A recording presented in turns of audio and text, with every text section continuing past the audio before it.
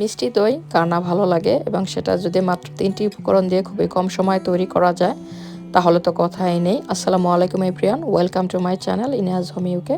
আশা করি যে যেখানে আছেন ভালো আছেন, সুস্থ আছেন, আমরাও ভালো আছি।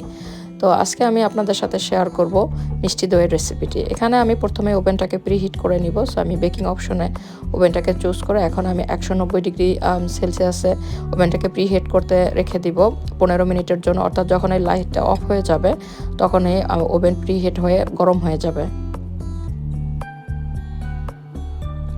এখানে আমি 3টি উপকরণ নিয়েছি, যার ভিতরে আছে কনডেন্সড মিল্ক,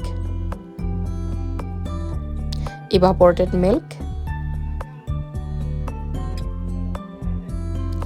আর এটা হচ্ছে Greek style natural yoghurt. Greek style natural ইয়োগার্টটা যেমন একটু টক টক থাকে এবং থিকও থাকে, এই জন্য আমি এই দইটা নিয়েছি। কিন্তু আপনারা যে কোনো ধরনের ন্যাচারাল ইয়োগার্ট নিলে হবে, বাট যদি একটু পানি থাকে তাহলে একটু পানিটা ঝরিয়ে নেবেন। আর গ্রিক স্টাইল হলে পানির পরিমাণটা কম থাকে এবং দইটা সেট হতে খুবই সহায়তা করে।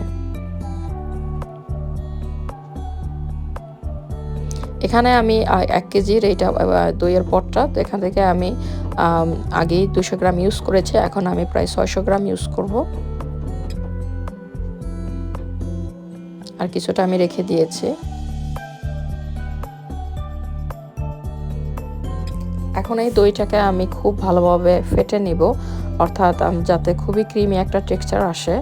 তো আমরা যখন মিষ্টি দই তৈরি করব, যদি দইটাকে ভালোভাবে ফেটে নেওয়া যায় তাহলে দইয়ের যে টেক্সচারটা খুবই ক্রিমি এবং ডিলিশিয়াস হয়। তো এখানে আমার মেয়েও আসছে হেল্প করার জন্য, সে কাজ করলে অনেক সময় হেল্প করে, তো এই জন্য সে একটু মিক্স করে দিল। এখন আমি ইভাপোরেটেড মিল্কটাকে একটা টিন ওপেনার দিয়ে খুলে নিচ্ছি। তো এখানে 410 গ্রাম ইভাপোরেটেড মিল্ক আছে, তো আমি পুরোটাই ঢেলে দিব।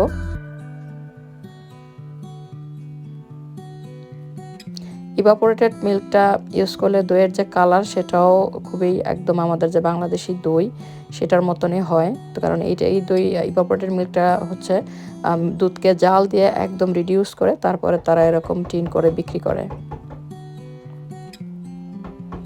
এখানে আমি ইভাপোরেটেড মিল্ক আর দইটাকে ভালোভাবে মিক্স করে নিচ্ছি, অর্থাৎ যাতে কোনো একটা লাম্পস না থাকে।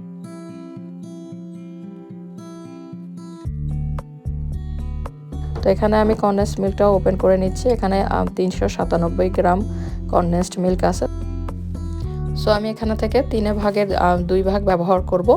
আপনারা কনডেন্সড মিল্ক যে যেরকম সুইট পছন্দ করেন সেরকম পরিমাপ দিবেন। তো আমি একটু বেশি পরিমাণ মিষ্টি পছন্দ করি মিষ্টি দইতে, তাই আমি একটু বেশি পরিমাণ দিয়েছি।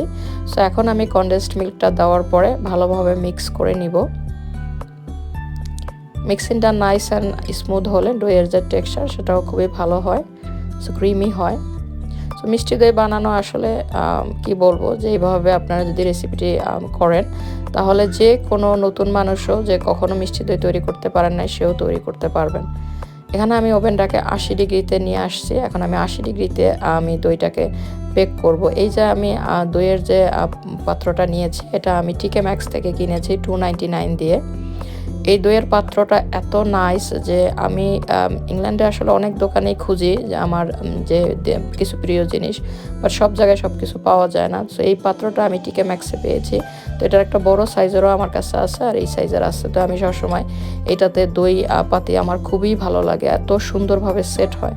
তো আমি যে পরিমাপটা করে নিয়েছিলাম আমার দইয়ে সেটা পুরোটাই এই পাত্রে ধারণ করেছে। তো দেখুন, একটু কমও হয় না একটু বেশি হয় না, জাস্ট পারফেক্ট হয়েছে। এতটুকু পরিমাণে দই আসলে পরিপূর্ণ করলে দইয়ের যে সুন্দর একটা টেক্সচার হয় বা দেখতেও সুন্দর লাগে।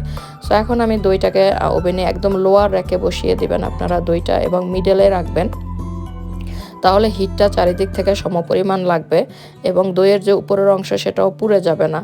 সো এখন আমি বসিয়ে দেওয়ার পরে এই তো আমার 2 ঘন্টা পরে আমি, অর্থাৎ আপনারা দইটা যখন বেকিংয়ে দিবেন বারবার চেক করবেন না যে দই হয়েছে কি হয় নাই, তাহলে দইটা যদি একটু লড়া খায় অনেক সময় সেট হয় না। তো আমি 2 ঘন্টা পরে আমার মানে চোখের আন্দাজে মনে হয়েছে দই সেট হয়েছে, তাই আমি একটু হাত দিয়ে নেড়ে দিয়ে একদম পারফেক্টলি দইটা সেট হয়ে গিয়েছে 2 ঘন্টায় 80 ডিগ্রি সেলসিয়াস তাপমাত্রা। এখন আমি ওভেনটাকে অফ করে এই যে আমি ওভেনের যে ডোর একটু খোলা রাখবো, কারণ আমি যদি গরম দইকে এরকমভাবে নামিয়ে নিই তাহলে দইটা মাঝখান দিয়ে ভেঙে যেতে পারে। তাই আমি যখন একটু ঠান্ডা হবে অর্থাৎ রুম টেম্পারেচার আসবে তখন আমি ভিতর থেকে বের করে নিয়ে আসবো। এতে আপনার দইয়ের যে একটা সুন্দর একটা টেক্সচার সেটা কমপ্লিটলি বজায় থাকবে। এই তো আমি ওভেন থেকে নামিয়ে নিয়েছি, দেখুন কি চমৎকারভাবে একদম ট্র্যাডিশনালি দই তৈরি হয়ে গিয়েছে। এটা তো আমি আসলে ট্র্যাডিশনালিভাবে তৈরি করি নাই, বাট দেখতে বা খেতে টোটালি ট্র্যাডিশনাল হয়েছে। তো এখন আমি দইটাকে ফ্রিজে রেখে দিব ঠান্ডা করার জন্য। যখন ঠান্ডা হবে অর্থাৎ চিল অবস্থায় দই সার্ভ করলে খুবই মজা লাগে, তখন আমি সার্ভ করব। তো এইভাবে আপনারা ইজিলি যে কোনো কেউ দই তৈরি করে নিতে পারবেন, এবং আমি মনে করি এটা সবচেয়ে সহজ ডেজার্ট তৈরি করা যদি আপনার হাতের কাছে এই ইনগ্রেডিয়েন্টসগুলো থাকে। তো এখন আমি দইটাকে সার্ভ করবো, ফ্রিজ থেকে বের করে নিয়েছি। তো আপনারা দেখেই বুঝতে পারছেন যে দইটা কত সুন্দরভাবে সেট হয়েছে এবং এটার স্বাদ অতুলনীয় হয়েছে। আমি আশা করি আপনারা অবশ্যই এই আমাদের রেসিপিটি ফলো করে দই তৈরি করবেন, এবং আমি আপনাদেরকে গ্যারান্টি দিয়ে বলতে পারি আপনারা যদি এইভাবে আমার রেসিপিটি ফলো করে দই তৈরি করেন তাহলে আপনারা অবশ্যই সাকসেসফুল হবেন। আপনারা ভালো থাকুন, সুস্থ থাকুন, নিরাপদে থাকুন। আসসালামু আলাইকুম।